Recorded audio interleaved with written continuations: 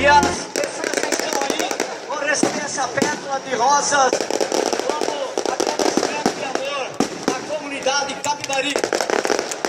Aguardem um instante que vai ter a grande chuva de rosas. Depois daremos início à Santa Missa. Vamos cantar junto aí.